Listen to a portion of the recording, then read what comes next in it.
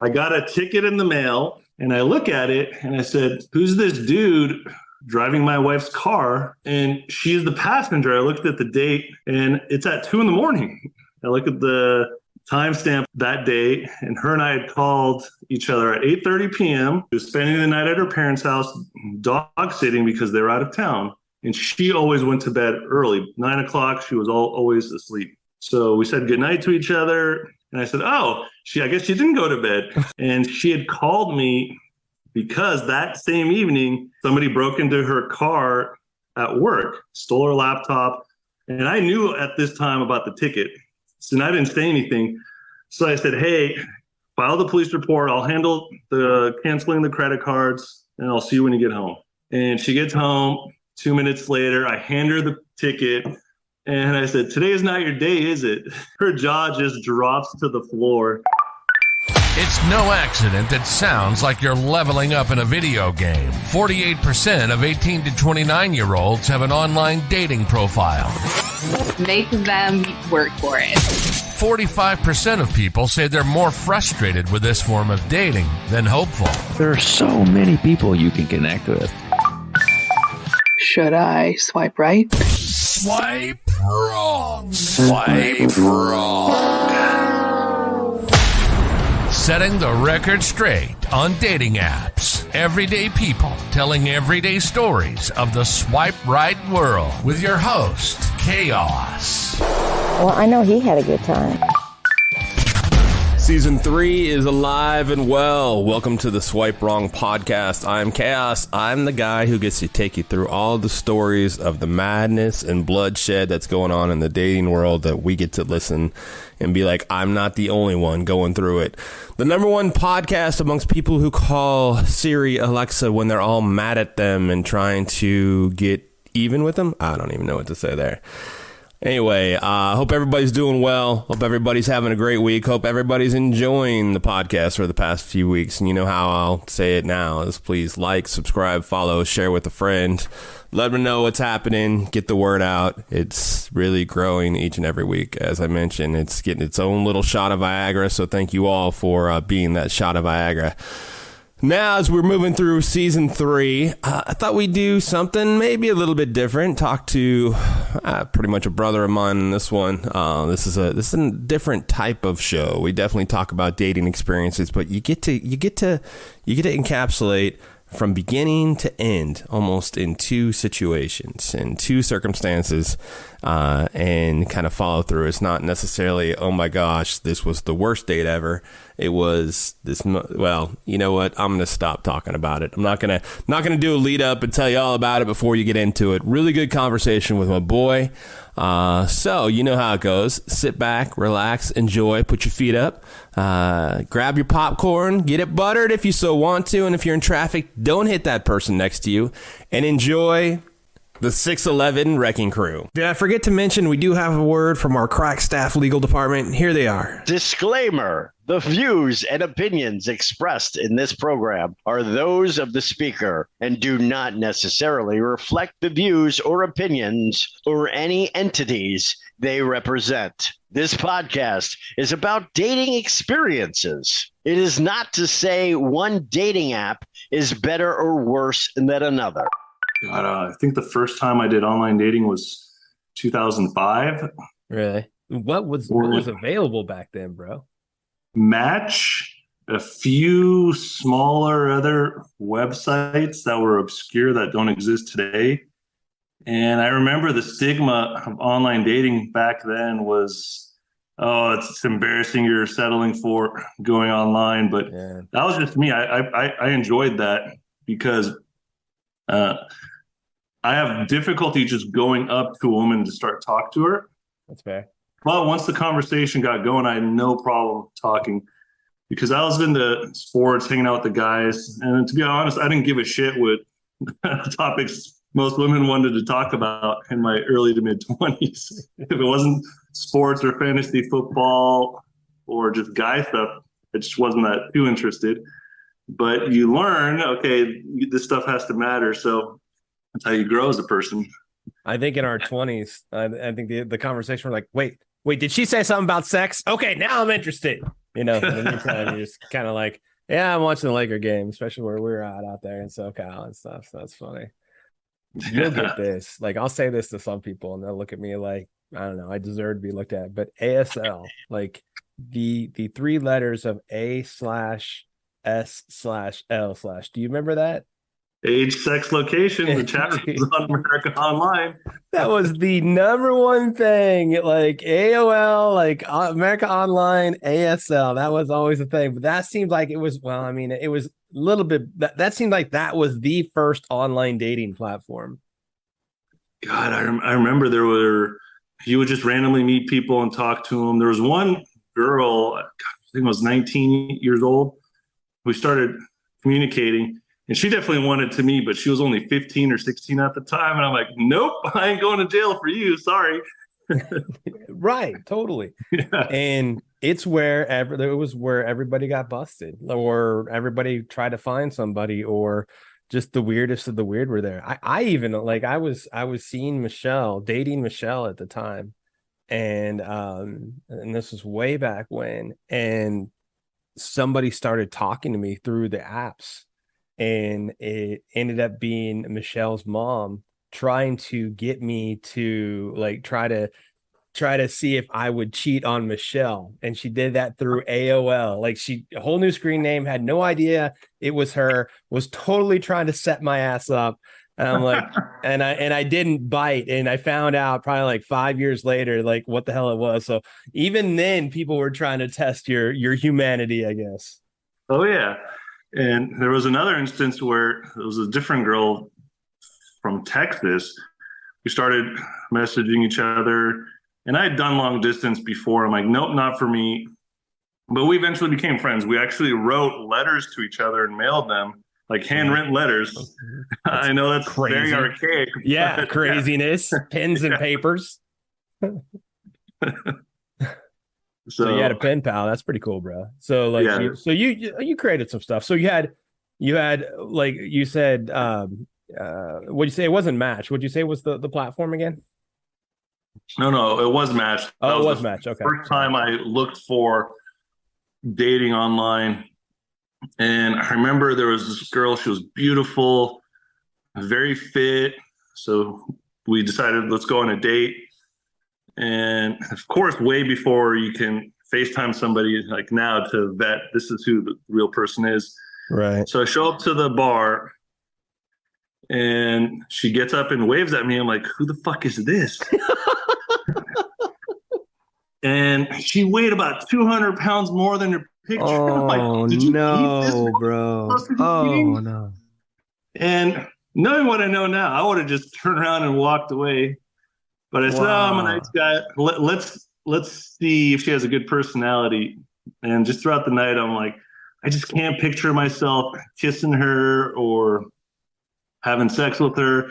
I just couldn't. And no spark, I think the final nail in the coffin that made me say, check, please, was she's like, oh, what's your number one fantasy? I said, that's easy. A threesome with two girls. I said, what's yours? I want to fuck a guy in the ass with a strap on. Whoa! Whoa! Nope. Not happening here. I mean, props to her for not holding back. I mean, the question was asked, and all that. And so if that was 05, if the guy listening to this who happened to get the girl who was doing it, I mean, holy cow, bro. Damn. Was she the same girl in the pictures, though? Just 200 pounds? Or was it an entirely different girl? Same girl. It was the same girl. Okay. All right. Yeah. I mean, and back then, filters weren't a thing. Like, no. So those must have been pictures from right when she graduated high school, and 5-6 year difference, maybe 40 pounds a year she put on or something. Back in those days, bro, to be hot, you had to be hot. That's the crazy thing. That's the nuts part of it all. Man, that's not so. How long were you think you were on that and messing around on Match back then? I guess I want to say 2-3 months. The good thing about Match from back then was you can set all your filters and you get the full menu of women that meet your parameter. So after about a week, filters, you're talking about like to age, ethnicity, age appropriate age, stuff like not like filters like people are used to today. Gotcha. Correct. Gotcha. So you got the full menu, and within a week, you pretty much went through all of them. And the next 2-3 weeks, there was maybe 1 or 2 new people in your criteria. So after about 2 months, it got a little old. And the number one difficult thing I found at an early age, you can have a guy who's a 9 or 8 or 9 and looks wise, and he'll message 100 girls. Maybe 20 will respond to him. Whereas you get a girl or a woman who's a 5 or a 6, she sends out 100 messages. She'll get at least 80 responses. Right. So for guys, sometimes you just have to lower your standards, throw your shot, and just hope somebody would respond. So that was the biggest turnoff, I think, in the online dating platform back then. And some people like that. Some people, it's a numbers game. We have one buddy who would go to a bar, a group full of girls, 5 girls. He would talk to one, she'd reject them. He'd go to the one right next to her who heard everything. No fear for this guy. He would talk to all of them. And sometimes it worked, sometimes it didn't. Always a numbers game. I guess there's more numbers in the online dating world than there are women in a bar. That's for sure. But that's always, I mean, shoot your shot, so to speak. And I guess that's what they're always trying to do. So how long, so you said a couple of months, and then what, did you meet somebody on here, or what happened? Why'd you stop? Yeah, I met somebody in person, and over the next, I want to say 4 or 5 years, it was just meeting people in person. And some relationships lasted longer than others. Some were good, some were not so good. But the good thing is you learn and grow. Okay, these are red flags. Learn for the next one. These are red flags. Then I hopped online again, and the hot one that was out because it was free was Plenty of Fish, or for short, POF. Right. But eventually we would call that POF Plenty of Fatties, because the only ones messaging anybody that I knew were very large girls. Very large. Gotcha. I remember my brother got a message from one girl whose title of the email was "Thicker Than a Snicker," which was so good. I didn't know where that's where that came from. Yeah. And after that, I think I jumped on to eHarmony, and I remember my really good buddy signing up for it, and he was pissed off because it took him 2 days to complete his profile. Oh, wow. And he hit go, and after a couple of days, it says, "Sorry, you are the one rare person where we have absolutely 0 matches." Wow, the criteria really? you're looking for. No kidding. Yeah, but I said, I'm going to dip my toe in again. And it literally took 2 days to complete your profile. No kidding. Yeah, you have to answer about 200 questions. Just they wouldn't let you start messaging people until you had a complete profile. And my thought was, okay, you're going to get a better quality person. And this, I want to say, was 2009-10. Okay. And I remember I was in Vegas one time, matched up with a gorgeous girl. And within 1 day, we had already gotten through messaging each other, and things were going well. Then all of a sudden, and this is all the way back in 2010, "Hey, on some rough times, can you send me some money?" Oh, no. What are you, some Nigerian prince? No, that was back in 2010 the catfishing had started, huh? Yep. And that told me why it had progressed so quickly, because my experience, the women are typically a little more cautious. They tend to take their time on their responses. So I experienced some of that, went on 1 or 2 dates, nothing really. Then I got off of it, dating in person again, just some bad experiences. Let me ask you this. So just back then, if you can remember, do you remember how much it was to join these sites? God, I want to say, even roughly. Match was $20 a month, I think. Okay. And eHarmony, I think it paid for the 3-month package because it was cheaper per month and just month to month. And it was about 120 bucks. And I told myself it's a small investment on great potential rate of return. Yeah, So I they spent sound 100 really bucks. detailed. I mean, the return on investment of $120, and if somebody else is on there, you really get a good inclination that how serious they are to find somebody. That's not a hookup situation. No, it's not. And I mean, going back to, I was dating people in person, just unlucky, didn't find anything that lasted longer than 6 months. And I said, oh, let me give you Harmony a try again. And I had learned on the free sites or the really cheap sites, you get what you pay for sometimes. Everybody's on there half-assing it. A lot of people are just looking for a hookup, which there's nothing wrong with that. Each site is geared for what you want. Tinder now, I'd say, is more geared to hooking up, whereas some of the other websites like eHarmony or Bumble, I would say it's more geared towards relationship looking. But my only advice to people is find out what you want, do your research, and go with specific websites that are geared for what you want. Yeah, I think this is the most in-depth I've talked about eHarmony for, and it sounds like if people are truly looking for, if it's still set up the same way, and I don't know that it is because I know it's been a while since you've been on, that's definitely the place. If you're looking for, more than just a hookup, that's the place to go.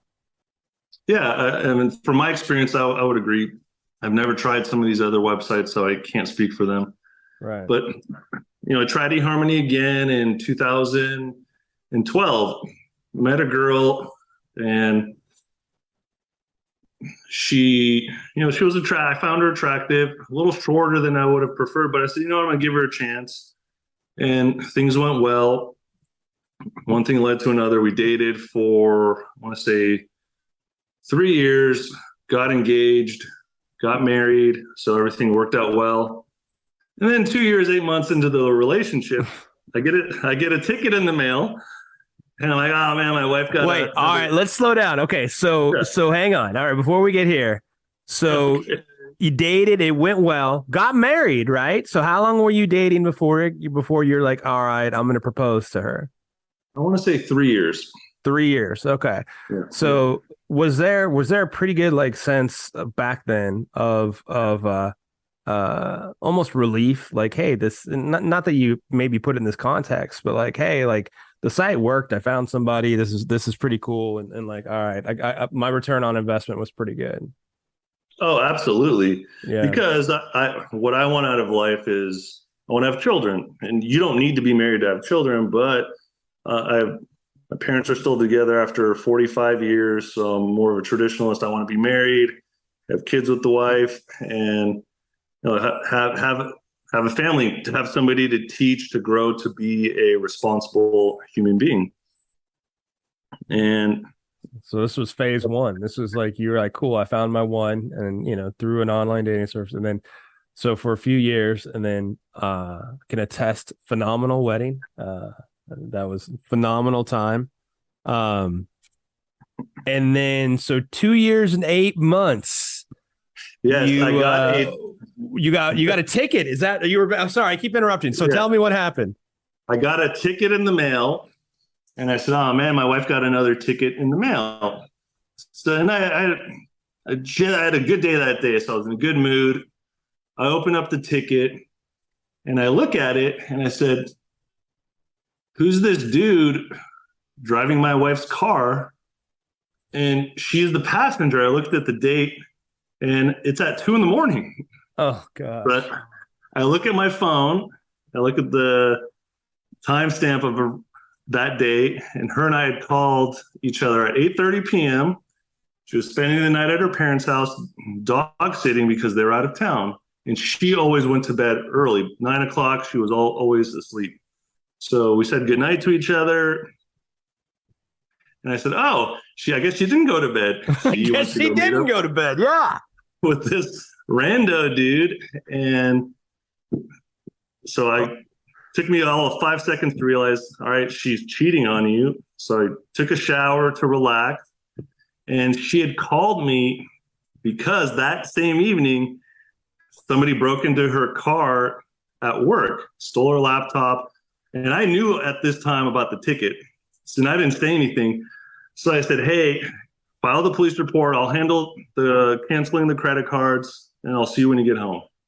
So I canceled the credit card, and she gets home. 2 minutes later, I hand her the ticket, and I said, "Today is not your day, is it?" Oh, and no. her jaw just drops to the floor, and she admitted to what she had done, and we talked not about just it. speeding. Yeah, not just speeding. I'm taking it. Yes. So we talked for about an hour, and then I said, "Here's what you're going to do. You're going to sleep in the spare bedroom, and this weekend, and it was a Thursday night, I recall. You're going to go to your parents, spend the night there. I need some time to think." And at that moment, I already knew this relationship is done. I'm filing for divorce. So the next day, I woke up after what little sleep I got. I have an attorney, a friend who's an attorney. I reached out to him. He said, "What's going on?" I explained it to him. He's like, "Here's some few divorce attorneys." So he said, I called up the divorce attorney, the one that I did some reference checks, the one that I liked the best. And they said, "All right, we'll see you next Tuesday. Don't tell your wife you're filing for divorce and you have an attorney yet." So I meet up with the attorney, explain it, we file. Then I called up my then wife and I told her, "Hey, I just filed for divorce." And she had the audacity to say, "Well, I guess I was naive into thinking when you said we're just going to find somebody online to handle this." And I said, "Oh, yeah, just like I was naive into thinking you were faithful." Yeah. Chalk me up for being naive. Not my fault. I thought happily ever after until death do us part. And then, you thought we were going to work on it. Sure, I get it. Oh, my gosh. How long was it from when you got the ticket to when you filed? 5 days. Wow. That's and I told her, I said, "Look, I'll forgive you for this someday, but I'll never forget." She was still at her parents and you had filed, correct? Like she wasn't even back in the guest room? Okay. Yes. So, over the next few months, minimal contact. Oh, and another wonderful thing that happened is the day after I found out I was going to divorce her, one of my really good buddies was looking for a place, and I said, "Hey, do you want to move in with me?" I explained the situation. Moved in. We developed a 6'11" wrecking crew. He's a fantastic dude. In fact, I'm talking to him right now. So, we were roommates for a year and a half. Fantastic time. So I appreciate that, brother. Yes, I don't know this buddy you're talking about. I know this brother you're talking about. That's for sure. But I don't know about this buddy. It's familiar, son. It's familiar. Yeah. Oh man, that was I remember sitting there and I remember sitting on the couch when you told me, and it was just like, oh dang. And I your heart goes out. And in the meantime, I'm like, I've never wanted to punch somebody in the throat so bad. And it was definitely wanted to punch her in the throat. That's for just hurting my brother like that. So, and the beauty is we've had obviously a ton of talks about that. But I love how this comes full circle and just becomes it does end up becoming the happily ever after part too. Because the 6'11" wrecking crew was a good side note, but the main dish that you got, in your future is even better.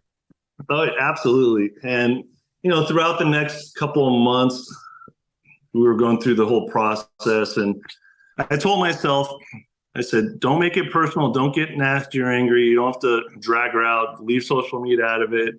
And I straight up told her, I said, "Look, I just want this to be as cordial as possible." And of course, a month after I'd filed, she called me up and said, "Well, why do I have to be the one to move out? Why don't you be the one to move out?" And at that time, we were fortunate enough to be living in one of my parents' rental properties. And I was shocked. And I said, "Well, I can have my parents evict both of us." And she dropped it. And here's something that was kind of karma. It was right around Thanksgiving. She had called me and said, "Hey, the car that we bought together got stolen from my parents' driveway last night. Cops might call you to ask you some questions." I said, "Great." And they called and said, "Where were you last night?" And I said, "I was at the Lakers game with my brother." "All right, thank you." And The instant she told me the car got stolen, I said, "There's no way this was random because you can't see the car from the street the way it is in the driveway in this townhome complex. I guarantee you, she found one of her friends to steal it, and so she didn't have to pay for it anymore." And long story short, it was found a few days later. It was considered junk. Insurance company paid off the remainder of our loan and a check for $10K, which her and I split, which went towards paying the attorney. So it was beautiful for me. Yeah, we're technically here. Yeah.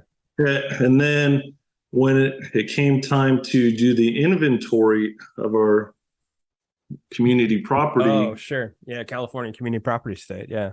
As she had listed towels, shower rod, shower curtain, and my attorney said, "Who lists these things? She's not right. She's crazy." Yeah. I said, "Yeah, she could have." I only listed 5 things that I wanted, like the couch, the TV, and I think some of the dressers. The rest I didn't give a shit about. Right. I said, you can have it. So for the most part, it was pretty clean and cordial. I got away with minimal payments. And the unfortunate thing in California is because I made more money, and it's a no-fault state, I had to pay her alimony. So I cut her a check for the whole amount. I want to say 90% of the amount. So like one-time fee, F off. Yeah, for sure. And, one good thing I did, and thank God I did this. My brother and I own a property together, and we purchased it before her and I had even started dating.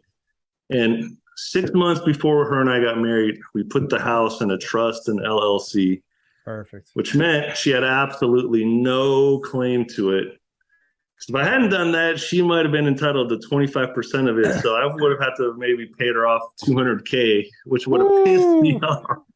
Boy. So for all you guys out there, if you own, or girls, if you own property and you're not married, put your house in a trust and LLC. It's community property states for sure, and even then some. And then like I've always thought, prenup, always prenup.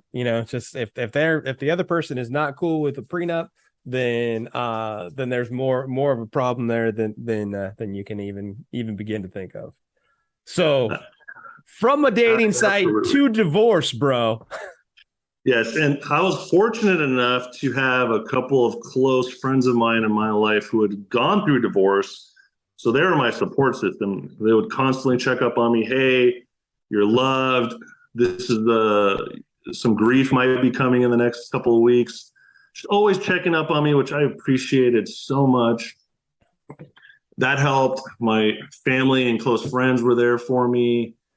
And I just kept it positive. So any advice to give it to anybody, if you're going through something like this, focus on you and going forward.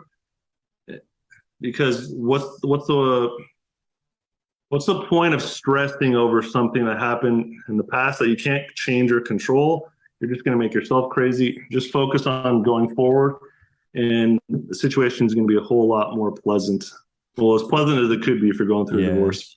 I think the hardest thing, like the thing to reconcile in someone's mind when they go through divorce or a long-term relationship breakup is it's not always like the loss sucks. There's no doubt the loss sucks. But then in people's minds, my mind was the same way, and yours I'm sure was too.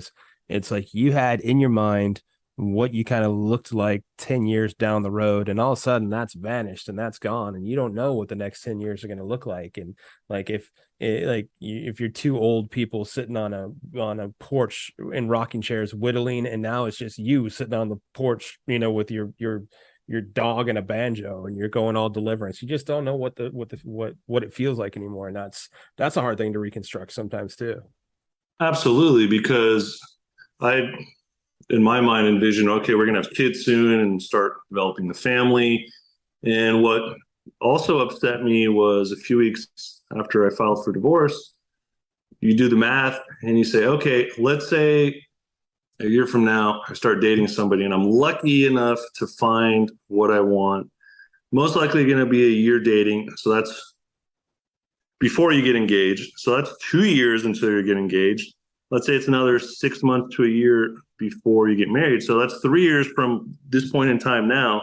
And if you want kids, you're probably gonna have to do it right away. So that set the whole clock back minimum 3 to 5 years. Yeah. And that pissed me off for a while, but I said, no. Shit happens. I'm not the first person that this is going to happen to, and I'm definitely not going to be the last. And sure. When some of my colleagues found out, we were talking about it, and one of them, a woman colleague, asked, "So are you going to eventually date again?" And I said, "Oh, absolutely." She thought I was going to hold it against her or women, yeah. Because this happened. And I said, no, that's not fair to women, because her one act is not going to define women in general. And I told myself, I'll date again. I just need some time to myself. And So I told myself, how long did it take? Yeah. I told myself, I want to go 6 to 8 months. Then I want to be in a good place mentally, emotionally. Then maybe I'll start dating. 6 to 8 months came and went. I was traveling a lot. I was having a good time. I was back to myself. I was just in a really good place, mentally, physically, emotionally. And I said, I'm not ready to start dating again. I'm not ready to give this up. I had a couple more trips upcoming, and it came to I want to say the year point. And I said, all right, I'm ready to jump back in. And even though I met my ex-wife through eHarmony, I really liked their format. So I said, I'll give it another shot. So I signed up for 3 months worth because the monthly rate was cheaper. Maybe it was 6 months worth. Because I said, I'm going to take my time. I don't want to rush this. It took a whole weekend. I created my profile. The hardest thing to do is to find pictures of just me. Yeah, you without your ex. Yeah, that's a good point. No, not necessarily that. It's just solo pictures, because one of my red flags and biggest turnoffs when I was looking at people's profiles is if all they have is group pictures.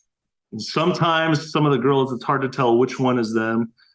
And my whole thing is I want it to be about that person, or I want it to be about me, not other people. So it was a little hard finding some pictures, but I managed to do it. And, throughout the years, I'd learned, okay, this is a red flag. That's a red flag. That's a red flag when I'm looking at other profiles. And I told myself, I'm only going after what I want. If I get married again, cool. If I don't, hey, I'm not going to force it. Been down that road. I don't want to be with somebody where I feel trapped or stuck. I'm only going to be with somebody that I want to be with. So I was just, God, what's the word I'm looking for? I was cutthroat. If I didn't find you attractive, or if there were certain things that I absolutely had to have, you were done. You were cut. And I wasn't looking for somebody who fit everything. This is my perfect or ideal woman, because you'll never find that person. There was just about 4 or 5 key things. If you didn't have that, you're done. And I was telling my female friend who was about to go through a divorce, and she was like, I wonder what the field's like. And I told her how cutthroat I was going to be. And she said, you're an asshole. I said, why? Why the fuck should I settle for less than I want? And if I bring a certain value, I expect similar value, because after a couple of years, the sex might fade, looks might fade. What does the other person bring to the table? Do they make me laugh? Are they a good person? Do we have enough in common to where we can do some similar stuff? Do we have enough not in common to introduce ourselves to new ideas, new things, new thoughts? So, I threw myself out there. There was one girl we had decided to meet in person, and I'm not a big fan of meet up for dinner, especially then, because it's hard. It's 2 hours of your time. You're stuck there if the person's not what you expect. Yeah, carrying a conversation can be hard. Yeah, and carrying a conversation with that amount of time across the table is a lot of pressure sometimes. Yeah, so my hope was, let's go for meet up for coffee. If it sucks, you can be out of there in 30 to 45 minutes, done. If it's great, you can always continue it or then go to dinner. And this girl and I had decided to meet, and she's like, I'm going out of town. Let's meet next week. And then the next day I looked at her profile. I said, you know what? She just not what I'm looking for. Really, I don't want to make this mistake of settling. I didn't even message her. I just deleted her from my feed so we couldn't communicate anymore. I'm like, I don't give a fuck. Her feelings, if they get hurt, that's her problem. That's fair. And there was another girl to where the way Harmony works is you can message the person, send them some questions, and most of the questions are dumb. But I would look for the 4 or 5 that were decent questions. Then it usually takes about a week to get through this process and decide to meet. So her and I we went through this. We sent each other the questions. We got to the email part, and it'll take her about 2 days to respond to an email. It'd be a paragraph, 3 paragraphs long. And after a week of this, I said, hey, let's meet. I want to see if there's any chemistry. And her response was, oh, let's talk on the phone first. I said, that's cool. We spoke on the phone for about 20, 30 minutes. And I said, hey, let's meet for coffee. And she's like, I don't know. Let's talk on the phone some more. I said, sure, not a problem. Hung up, deleted her from my profile. My mentality was, she either has commitment issues if she's still not sure, or she's dating somebody else and wants to keep me on the side to see, well, if this guy doesn't work out, I have this guy waiting for me. I'm like, nope, not doing that. No doubt. Something. Yeah. She wants a pen pal, bro. She knew you had a pen pal once in your life, and she's like, I need another pen pal. No, thanks. Then I remember it was Labor Day weekend. I have a group of guys I play soccer with on Saturdays, and we all had Monday off, so we decided to play Monday. And I played really well that day. I was in a good mood. I get in my car, check my phone, and some girl had, I guess, sent me a wink or whatever the hell you do. So I sent her those preloaded questions, and I got home, showered, and throughout that evening, we'd gotten to the point where it was the email time, and she said, well, I could send you these questions back, or do you want to just email? I said, screw the questions, let's email. And she surprised me by getting straight to the point and said, hey, do you want to meet up? And I said, oh my God, this is so refreshing. I don't have to play these little mind or word games. So yeah, let's meet. Then I said, wait, what are your deal breakers? And I can't remember what she listed, but the only ones I listed were, if you're a vegetarian or a vegan, you're done. Dated that before, not happening. See ya. She's like, no, I eat meat. If you're into hardcore drugs, you're done. If you do marijuana, I don't give a shit. But hardcore drugs, done. And I think that was it for just major stuff to prevent me from even meeting somebody. And we scheduled a date. We met. I had her pick the place, so I wanted her to feel comfortable and safe. And we went to it was like a microbrew kind of thing. And I expected it to be an hour and a half. She looked better in person than the photos, which was pleasant for me. And conversation was easy. It was flowing. Next thing you know, we're like, all right, it's getting late. Let's go our separate ways. And we agreed to see each other again. And I said, okay, what time is it? And I look at my phone. I said, oh shit, 3 hours.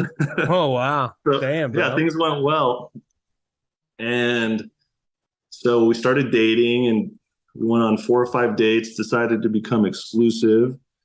And next thing you know, we're dating for 6 months. COVID happens. Oh, yeah. And I remember I met her at the Staples Center for, I think it was a LA Kings hockey game. And as I'm taking the metro there, NBA's canceling the season. Yeah. NHL is after that. March 17th, bro. March 17th. Yep. So we go to the hockey game, enjoy it. She gives me a ride home, spends the night. So I think I went to one of the last live sporting events in the country during COVID. Wow. That's crazy. Yeah, the next day I go to work, she leaves, goes to work. And I remember I was at home for lunch because I live so close to work. I was in the middle of eating. She messages me saying, hey, I think we should quarantine from each other for a little bit, because at that time, she lived with her aunt who was about 82 years old. Oh, yeah. Okay. And I got pissed off right away because I said, well, you just spent the night at my house. This is an in-person conversation, or at least the phone. It's not a text conversation. That drives me so crazy, dude. I hear you. Yeah. And for a split second, I was like, is she kind of just passively, aggressively trying to break up with me? And I said, no, that's not her. She would have done it in person. And it was tough because I'm at the house by myself, barely saw my brother and my parents. We didn't know much about COVID. Didn't see her for a month in person. It was every night we would FaceTime each other. And then finally she's like, oh, I can't stand it. Let's see each other. And I mean, we were careful what we did because of her aunt's age. And it had been just about a year, just over a year. And I, even right around COVID time, I was like, man, she has everything I could have asked for and more. She completes me. She's fantastic. I want to marry her. We're on the same page and level with so many different things in life. And I'm like, all right, time to go engagement ring shopping. And she even said, hey, I asked her, hey, do you want to come with me for this? She knew this was coming. And she said, yeah. And at that time, not many people were buying engagement rings. So we got a freaking great deal on it. Oh, yeah, sure. Talk about it. You got the COVID sale. Hell yeah. So we got engaged and we said, okay, what kind of wedding do we want? And my first wedding was just over 400 people. I didn't want a big wedding. Yeah. Again, her mom was a wedding photographer for 30 years, and she'd helped her mom out a lot and been to over about 200 weddings. She didn't want a large wedding, and I'm like, thank God. Yeah. And I'm thinking something small, maybe destination. She's not a fan of cruises. And ultimately we decided parents and siblings only. So we ended up having a 10-person wedding, which was fantastic because it wasn't that expensive, no stress. And afterwards, we had rented a restaurant's private room, and all of us went to dinner and just had a nice dinner. And this was a Tuesday we got married. 2 days later was Thanksgiving. So both of our families got together, had a great Thanksgiving. That's awesome. I mean, it was a perfect week. No stress. We got to enjoy each other. And God, we've been married for a year and a half now. And the two of us bought a house together. She's just such an upgrade. I went from a Toyota Prius to, let's say if Lamborghini made an electric vehicle, I went from a Prius to a Lamborghini. Bro, you went from a Yugo to a Lamborghini. Okay, that's fair. And my wife she's very good with her money and frugal, and she had paid for a whole year worth of eHarmony. Oh, and I told her, yeah, I think I paid for, it was 3 months or 6 months. And at the time, I noticed there was some fraudulent activity on my card. After a month, I think it was the second month of being on eHarmony. So I canceled that card, got a new card. And then because we were dating, I got a notification, hey, your account is going to be canceled if you don't change update your credit card info. And I said, why the fuck should I? I'm having such a good time with her. So I basically got away with only paying that discounted rate for 1 or 2 months. So you paid 1 or 2 months, and she paid for the year. She paid for it all up front, didn't she? Yep, she did. She was pissed about her situation, but she loved the fact that I got a good deal on it. Well, yeah, you feel like, you paid for a year. It's not I guess it is your fault that she found such a good dude and was off within, a couple of months. I mean, she could go finish out the year if she wanted to, but I don't think anybody wanted that. So, I mean, that was the best ticket I've ever gotten in my life. I went from a whatever marriage to I just can't be happier right now. That's fantastic. Like, thank you. You listen to the show. You've listened to probably every episode up until this point, and this one probably won't air for a little bit because we're in between seasons. But it's kind of cool to hear the happy endings. Because the ironic thing that and I don't know that all the listeners do, but they're about to, is the one episode that has happy ending in it, the very day that episode came out, they broke up. So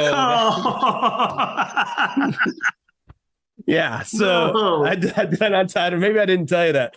But the Preacher and a Happy Ending episode, that's season 2, episode 1, is that crazy preacher story, which I think just before this episode, we will have more follow-up on the Preacher, by the way. And then yours is going to come after that. But she, the happy ending was she was with this guy, and that was recorded like at least a month earlier. And the very day her episode came out, they broke up. It's crazy. Oh, wow. So, but I guess what I'm saying in this case, you met wife 1 on a dating site, and it didn't work out, but it led to wife 2, who you also met on a dating site, and things are going fantastic. Pretty sure you're going to make it until your episode airs too. I'm pretty sure too. And yes, I have listened to every episode. I enjoy listening to the podcast. I'm learning stuff from other people's experiences. And the only thing I can comment on with some of these other people is there's no one system that works perfectly for everybody. Everybody has different wants and needs. My advice is find out what you want to get out of any relationship, and go from there. Otherwise, you're setting yourself up mentally for failure and emotionally for failure. And you have to give people chances. You have to take that leap of faith, but don't settle. Don't settle. If this person really has a red flag, everything's great except for this one thing, don't waste your fucking time. Be a little more selective, but also be open-minded to give people a try. Instead of going after the 9s and 10s, maybe go after a 7 or an 8. It'll surprise you, because if they have a great personality, that 7 or 8 turns into a 12. Yeah, that's fair. You know, I don't know that I've asked anybody on the show that's been on the show, so I'll ask you, and hopefully, what's your favorite episode? Oh, God. Or, I mean, if you have to do a top 2 or 3, that's fine. If you can't pick one, because I don't think I've asked anybody, but I know, my brother, I know how much you listen, and I know your commute, so it helps. The most entertaining episode was the dude in season 1 who went to the bar and the chick bailed on him, and it ended up being the dude bartender. That was just season hilarious. 1, episode 3, Yes. Gone Catfishing. Gotta be the one that I tell everybody to listen to. Yes. That was bizarre. Another of my, I'll list 3. Another one of my top 3 is the one that you were on, where you and I were actually on the phone talking to each other. And you said, "Hey, she forgot her phone in my car. I got to go," and return the phone to her. That was hilarious because you were part of it. With you. Season 2, episode 3, I think, or episode 2. That one's No Need to Floss. That was right, because I was driving back talking to you, and the dash lights up. That's right. Yeah. And God, what was my next episode that I want to say stood out? I think it was the one where the woman met up with the dude, and they met up at the hotel, and he left to go get some Arby's or some kind of fast food. Chick-fil-A. Yeah, Chick-fil-A. And he never came back. I like that one. Season 1, episode 2. Yeah, I think she told 2 or 3 stories, but it was very intriguing. I'm just sitting here hearing some of the stuff, like the one woman who she found out the guy she was seeing 3 or 4 other women, and they all met each other. Oh yeah, the polygamist. Yeah. I'm thinking, oh my God, it's hard enough keeping track to date one person, let alone 4 or 5. And how do you have the time and money for that? Yeah, but yeah. Follow up to that one. It sounds like he's still doing that, like with other women. Like they're still finding other women that he's currently dating and dating multiple people at the same time, which is insane.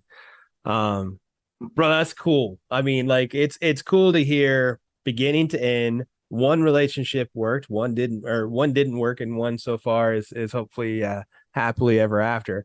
This was it, right? There wasn't any other stories that we were talking about, correct? I don't want to make sure I don't miss anything. None, and nothing worth Okay. really mentioning. I do have some more advice for the dudes out there. Sure. Do not send the dick pic unless you want to get made fun of. And as you say, girls, blast that shit everywhere, especially if it's unsolicited. What the fuck are you doing sending an unsolicited dick pic? I need to find a guy who does that and bring him on the show. Like, if anybody knows a guy who's happy to talk about it and just give me like no judgment, just want your perspective on it, buddy. I would love to hear that. Yeah, I'm intrigued what goes through their mind. Yeah, and they're thinking, yeah, she's gonna want me after I send her the picture. Yeah. Here's the one. Again, I know I've said it a couple times on the show. Best response ever is, I'm calling the police. You have child pornography on your phone. Why do you have a child's penis on your phone? And why are you sending it to me? Best response. Hands down. Hands down. Because that dude will never send that pic again. And then he thinks he's getting arrested. That's it. Yep. Well, bro, I'll cut it there since that is good advice, good stories. Thank you for coming on, my man. Much love, bro. And thanks for having me on. Thank you for being along for the ride of the Swipe Wrong podcast, where we take everyday people like you and me telling their everyday stories of their swipe right life. Show is produced by Jay Pelham. He is the host of Pelham Place. If you want to reach out to the show and tell us your story, we'd love to hear it. Give us a call. Google Voice us at 317-426-6616. Leave your information and we'll get back to you, or just your story. You can also email us at swipewrongpod@gmail.com. We are on Insta, Facebook, TikTok. We're out there. I am Chaos, the host of Chaotic Commentary. You can find me pretty much anywhere that you see me. And next week, the saga continues. Swipe wrong. Swipe wrong.